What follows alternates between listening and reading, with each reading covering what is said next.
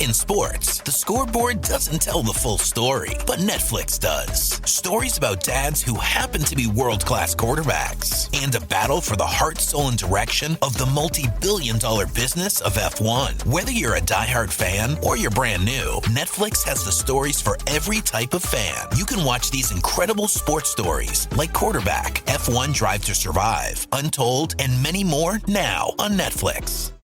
Need a holiday gift that will keep her sparkling all year long? Right now, Blue Nile, the original online jeweler, is offering 30% off select jewelry. With experts on hand 24/7 to provide guidance, you're sure to find the perfect piece. And now there's even more to love about shopping at BlueNile.com. For a limited time, get 36-month special financing on minimum purchases of $1,000. Restrictions apply. See BlueNile.com for details. That's BlueNile.com.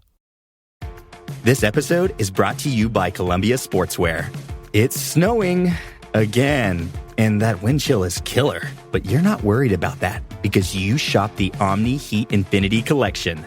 It's warmth perfected with tiny gold dots that reflect your body heat inside and protect you from the cold outside. No snow or chilly temps can stop you now. Go out anyway. Shop the Omni Heat Infinity Collection now at Columbia.com/infinity.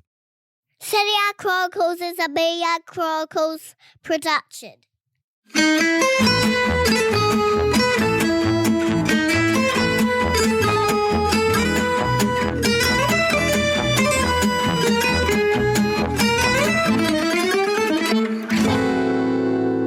Hello and welcome to a little extra we're going to see if we can do for you guys every week. This is the Serie Chronicles Q&A episode. It's a little mailbag episode. Hope this is something you guys want and are interested in. Please, if you do want to let us know your questions, drop us a message on social media. I'm at Nikki Bandini on Twitter. Mina is at Mina Rizuki, and we have the Serie Chronicles account at Serie Chron Pod.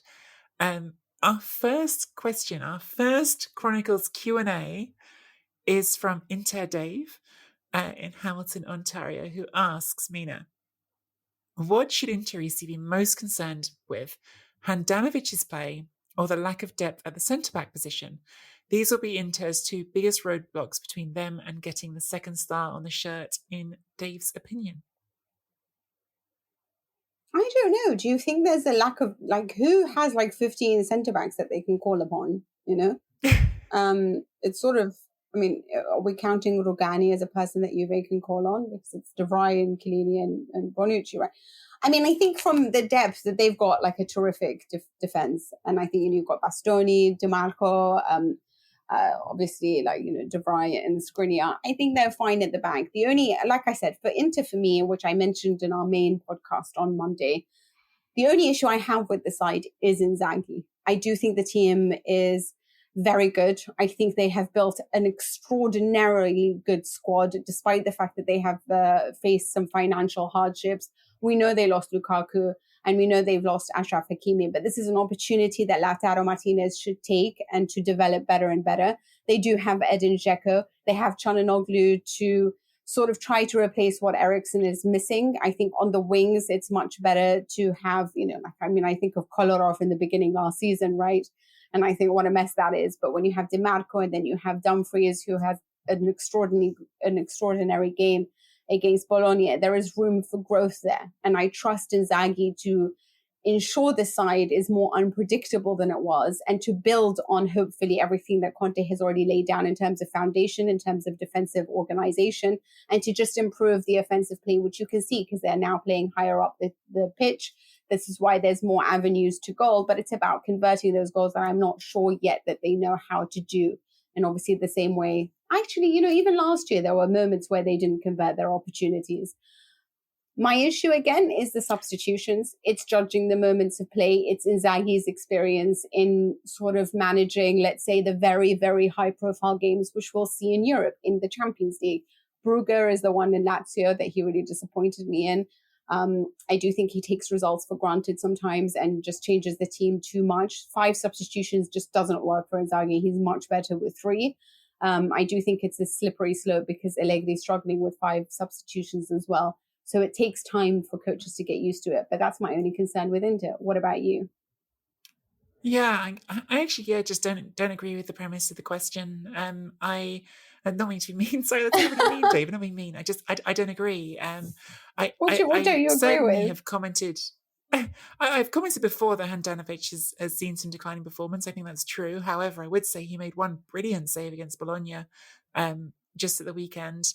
Um, I I understand where you're coming from because yes, you've got that great starting back three of De Vrij, Bastoni, and Skriniar. I think it's funny to think, by the way, how recently Skriniar looked like he was on the way out because Conte somehow couldn't make that couldn't see him in the back three until suddenly he did.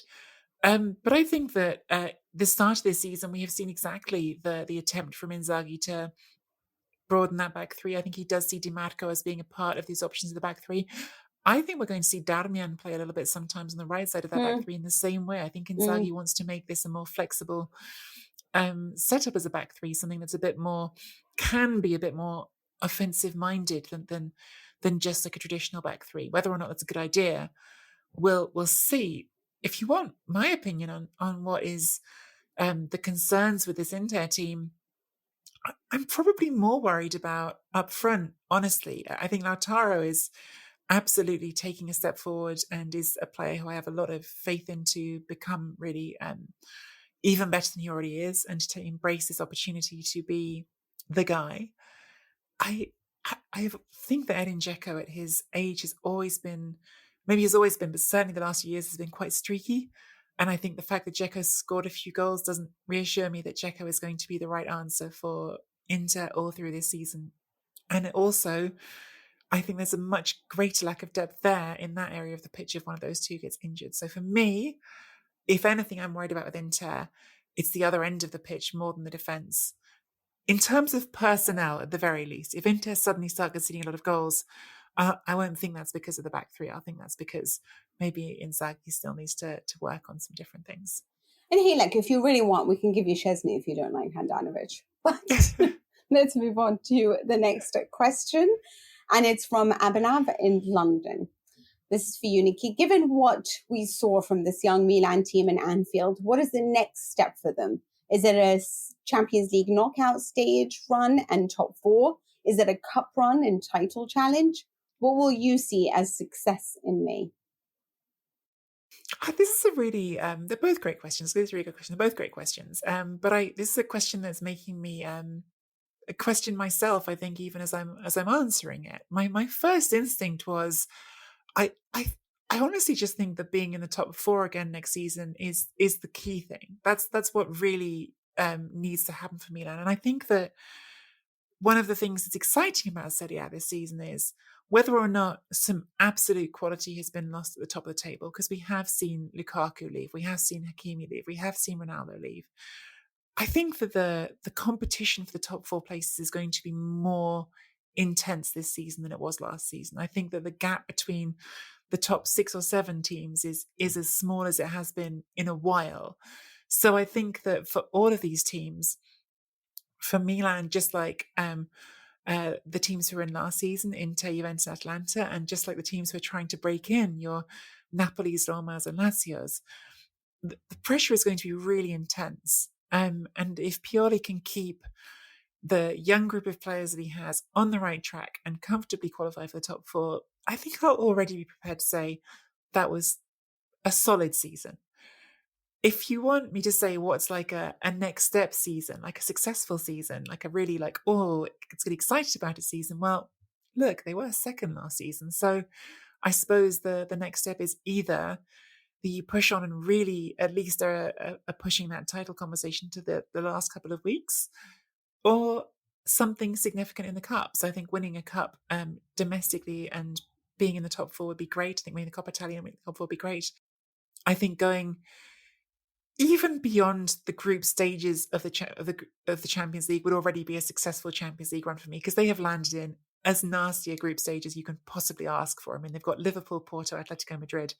If you get out of that, you've already achieved something that lots of teams can't.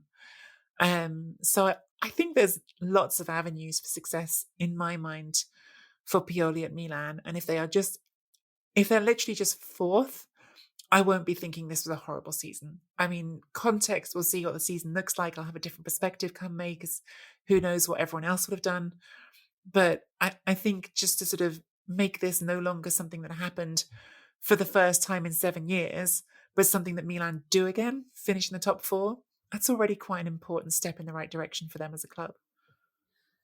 I think you use the right word in terms of context. I find it very hard to judge what a good season is, because, like, let's say you win every match and then you have the second half of the season you lose about, most of them. Then how do you judge that? It's a failure, right? Because you started off so well. Or likewise, the other way around, you started off really poorly. Let's just say Allegri now manages to put 10 matches together of wins, and then objectives change. So for me, when it comes to Milan, I think that what they're building is almost more important, because I think their ceiling is really high. So as long as they continue to add weapons to their arsenal, tactical weapons, technical weapons, better players as we progress, then, I think that they can be a team that once again challenges not just for the title, but challenges in Europe on a real serious level, because what they're building is more important than anything else. And I think they're progressing very, very well.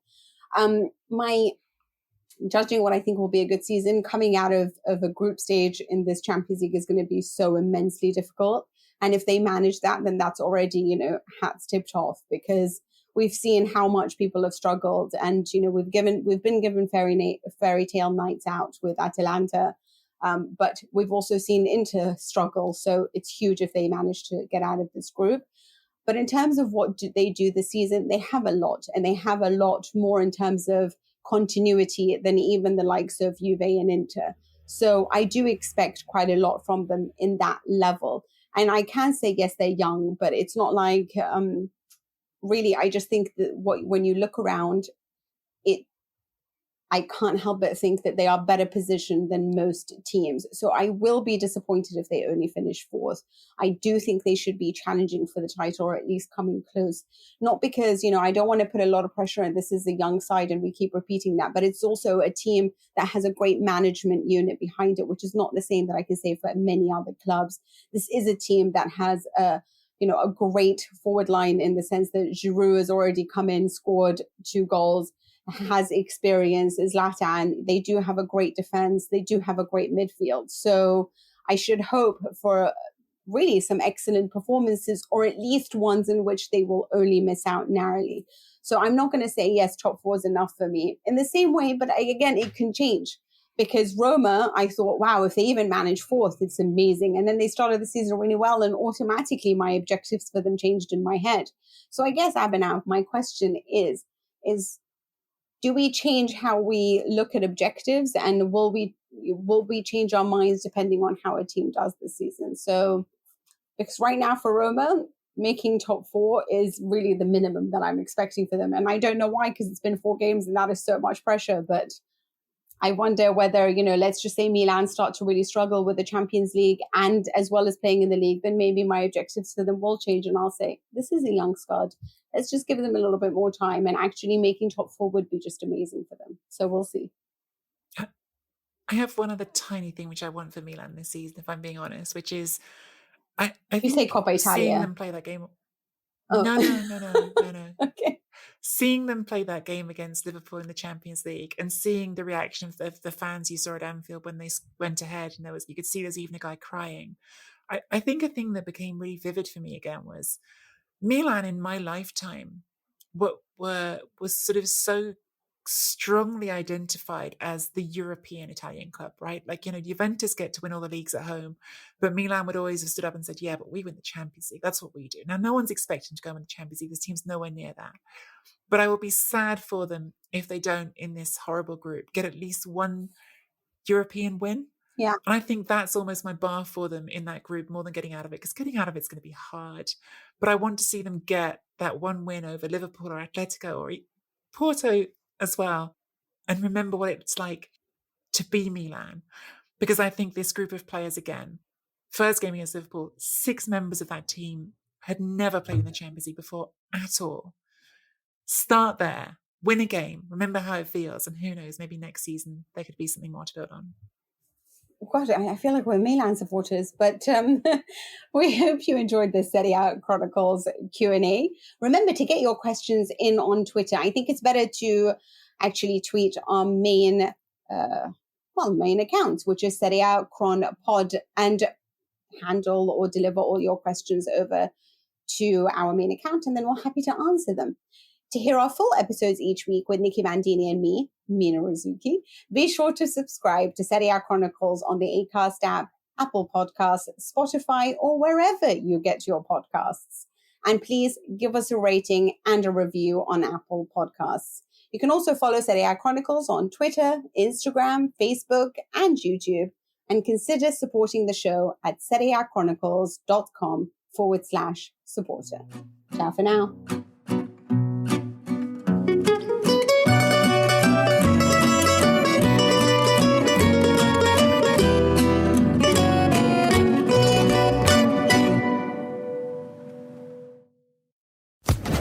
Social Podcast Network.